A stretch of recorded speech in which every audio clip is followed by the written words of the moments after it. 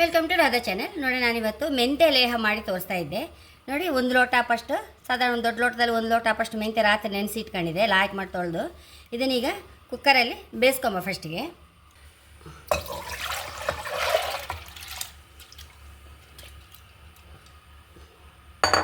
ಒಂದು 10 ವಿಸಲಾ ಫಸ್ಟ್ ಸರಿ ಕರಗಿಸಿ, ಒಂದು 10 ವಿಸಲಾರು ಬೇಕು. ಅದಕ್ಕೆ ಕರೆಕ್ಟ್ ಬೆಂದು ಬಿಡಬೇಕದು. ಹಾಗೆ ನೋಡಿ, ಮೆಂತ್ಯ ನಮಗೆ ಬೆನ್ನು ನೋವಿಗೆ ಒಳ್ಳೆಯದು.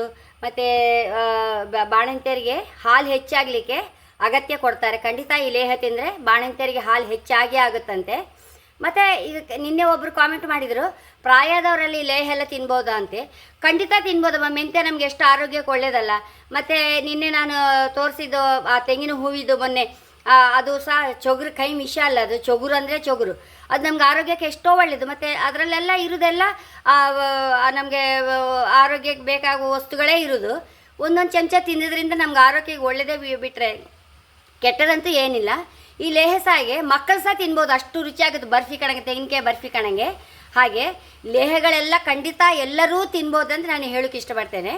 ಹಾಗೆ ಈ ಮುಂಚೆಗಜ್ಜು ಸಹ ಹಾಗೆ ನಾವು ಯಾವಾಗಲೂ ಬಾಣಂತಿಯರಿಗೆ ಮಾಡುವಾಗ ನಾವು ಸಹ ಎಲ್ಲ ಮನೇಲಿ ಮಾಡುವಾಗ ಎಲ್ಲರೂ ಹಾಕೊಂಡು ತಿಂತಾಯಿದ್ರು, ಎಲ್ಲರಿಗೂ ಇಷ್ಟ ಆಗ್ತಿತ್ತು. ಹಾಗೆ ಎಲ್ಲರೂ ತಿನ್ಬೋದು, ಇವ್ರು ಅಂತ ಇಲ್ಲ. ಹಾಗೆ ಇದೀಗ 10 ವಿಸಿಲ್ ಬೇಯಿಸ್ಕೊಂಬ. ಇದನ್ನು ಇನ್ನು ಎಂತೆಲ್ಲ ಬೇಕಂತ ಹೇಳ್ತಾ ಈಗ ಅದಕ್ಕೆ ಬೇಯ್ಕಾಕೊಂಡಾಯ್ತು. ಅಷ್ಟರೊಳಗೆ ಈ ತೆಂಗಿನಕಾಯಿ ಸ್ವಲ್ಪ ಹುರ್ಕೊಳ್ಬೇಕು, ಅವಲಕ್ಕಿ ಸಹ ಹುರ್ಕೊಳ್ಬೇಕು. ಅದೆರಡು ಕೆಲಸ ಮಾಡುವ. ಈಗ ಫಸ್ಟ್ ಅವಲಕ್ಕಿ ಹುರ್ಕೊಂಬ.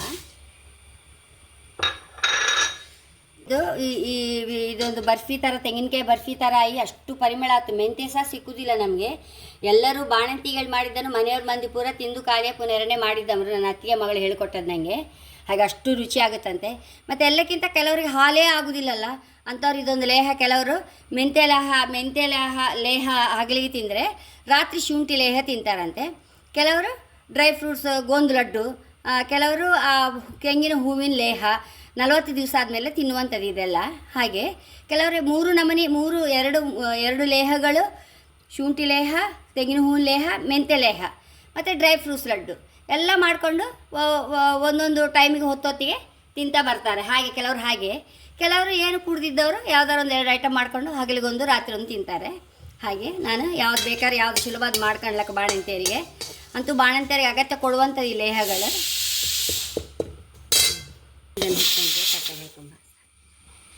ಇದೇ ಬಾಣಲಿಗೆ ತೆಂಗಿನಕಾಯಿ ಸಹ ಒಂಚೂರು ರೋಸ್ಟ್ ಮಾಡ್ಕೊಂಬ.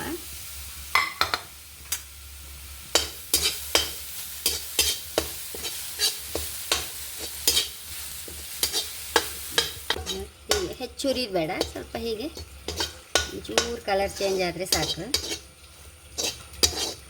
ಇದನ್ನು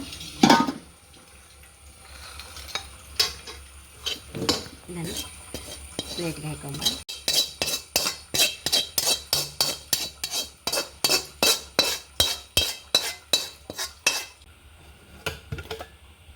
ನೋಡಿ, ಲಾಯ್ಕ್ ಬೆಂದಿದೆ.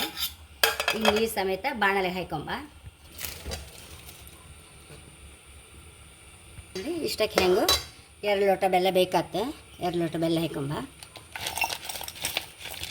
2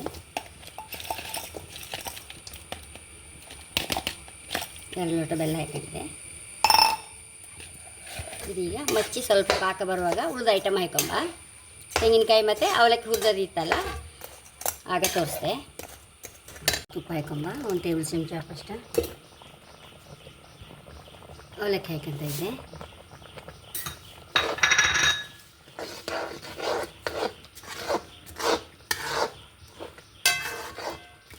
ಕಾಯಿ ಸಹ ಹಾಕೊಂಡ್ಬಿಡು. ಹುರಿದ ಕಾಯಿಯನ್ನು ಹಾಕೊಂತ ಇದ್ದೆ. 1 ಕಾಯಿ.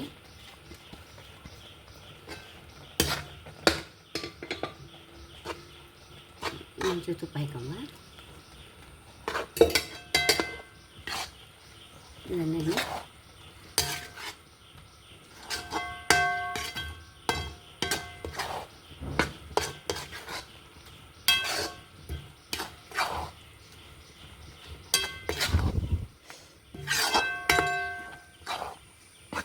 ಒಂಚೂರು ಇನ್ನೂ ಮಚ್ಚಿ ಗಟ್ಟಿಯಾಗಿ ಹೋಗಿ ತೋರಿಸ್ದೆ.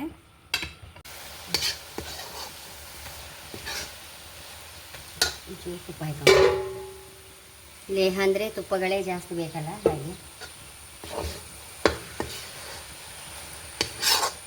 ನೋಡಿ. ಲೇಹ ಬಾಣಂತಿ ಮಾತ್ರ ತಿನ್ನಬೇಕಂತಿಲ್ಲ, ಒಂದು ವೇಳೆ ಮಾಡಿಟ್ರೆ ಯಾರು ಸಹ ತಿನ್ಬೋದು, ಆರೋಗ್ಯಕ್ಕೆ ಒಳ್ಳೇದಲ್ಲೇ ನೋಡಿ, ಆರೋಗ್ಯಕ್ಕೆ ಒಳ್ಳೇದಾಗುವಂಥದ್ದು ಎಲ್ಲ ಇರೋದು ಇದರಲ್ಲಿ. ಮೆಂತ್ಯ ಅಂತೂ ಶುಗರ್ನವ್ರು ಸಹ ಒಳ್ಳೇದು, ಹೇಗೋ ಬೆಲ್ಲ ಹಾಕಿ ಮಾಡಿದ್ದು. ತೆಂಗಿನಕಾಯಿ, ಅವಲಕ್ಕಿ ಅಷ್ಟೇ, ಯಾವ ಲೇಹಾರ ಅಷ್ಟೇ,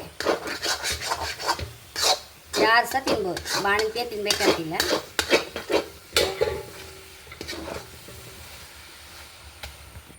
ಇದನ್ನೀಗ ಒಂದು ಬೌಲ್ಗೆ ಹಾಕೊಂಬ.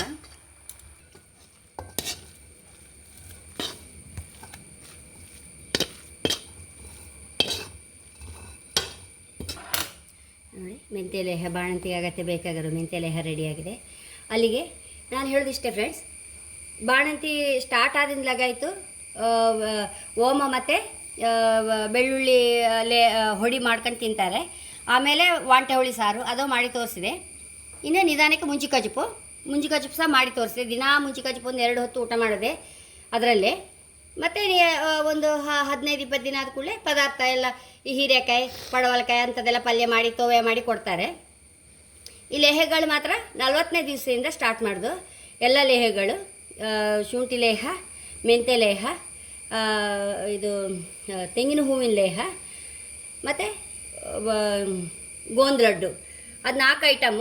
ಖುಷಿ ಬಂದಾಗ ಯಾವ್ದು ಸೆಲೆಕ್ಟ್ ಮಾಡ್ಕೊಂಡು ಅದನ್ನು ಮಾಡ್ಕೊಳ್ತಾರೆ, ಮಾಡಿಕೊಡ್ತಾರೆ ಬಾಣಂತಿಯರಿಗೆ. ಅಂತೂ ಪಾಪ ಬಾಣಂತಿಯರು ಆದಷ್ಟು ಆರೋಗ್ಯವಾಗಿ ಇದ್ದುಕೊಂಡು ಗಂಡನ ಮನೆಗೆ ಹೋಗಲಿ ಅಲ್ಲಿ ಹಾರೈಕೆ ಎಲ್ಲರದ್ದು. ಹಾಗೆ ಚಂದ ಮಾಡಿ ಸಾಕಿ ಕಳಿಸ್ತಾರೆ ತಾಯಿಂದರು. ಹಾಗೆ ನನ್ನ ಚಾನಲ್ ಇಷ್ಟ ಆದರೆ ಸಬ್ಸ್ಕ್ರೈಬ್ ಮಾಡಿ, ಲೈಕ್ ಮಾಡಿ, ಕಾಮೆಂಟ್ ಮಾಡೋದಂತೂ ಮರಲೇಬೇಡಿ. Thank you.